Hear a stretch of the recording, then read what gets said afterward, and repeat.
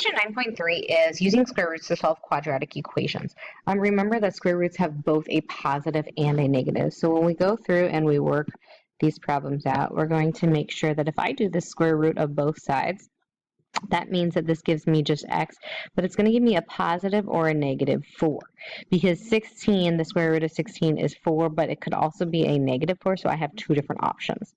If I do the square root of 0, that's just going to be 0 because there's no such thing as a negative 0. Then when I work through the square root of a negative number, we know that it's not possible to have a square root of a negative number.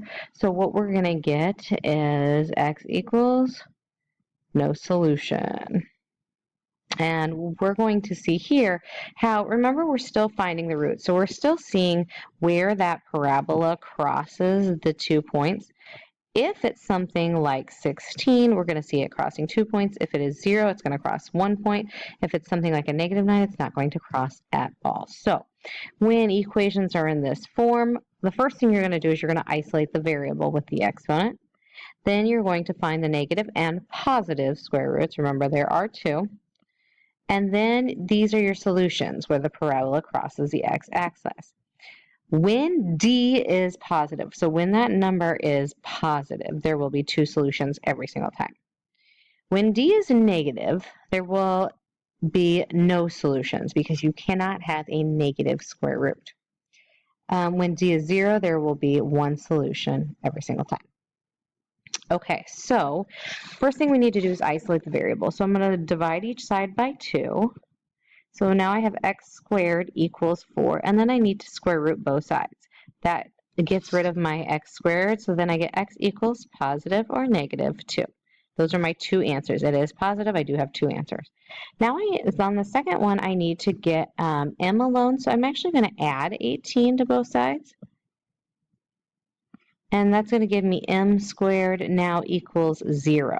So when m squared equals 0, I have to do the square root, and we know since it is 0 that m just equals 0 because you cannot have a positive or a negative, and there's only one solution.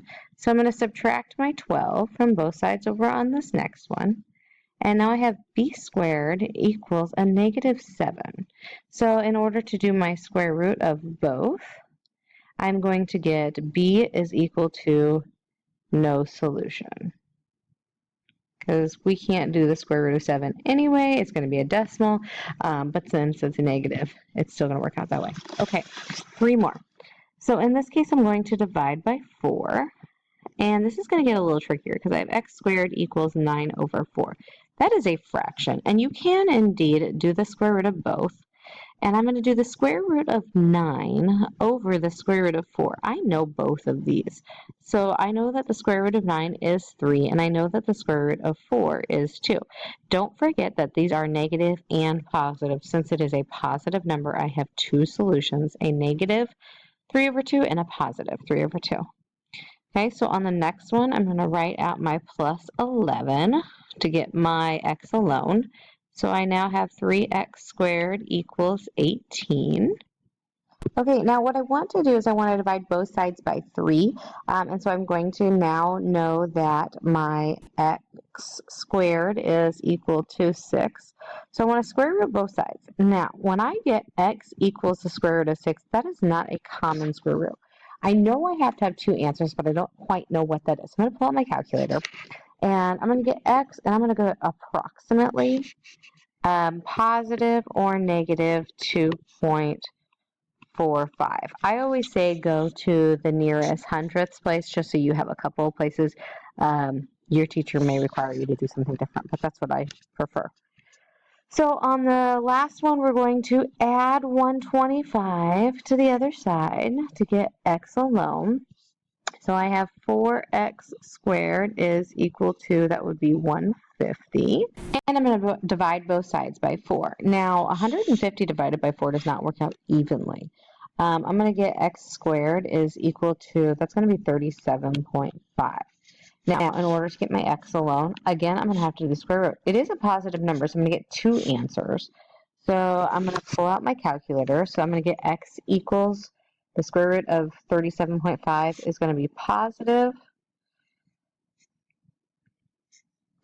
or negative 6.12. And again, that's going to be approximately because we want that to be approximate. Okay, we will talk more about this, but remember that when you are finding the roots, we're just finding where it crosses. These two are not nice, and they do not cross at a perfectly even number, so it's going to be a little difficult to see on the graph. We'll talk more about it in class tomorrow.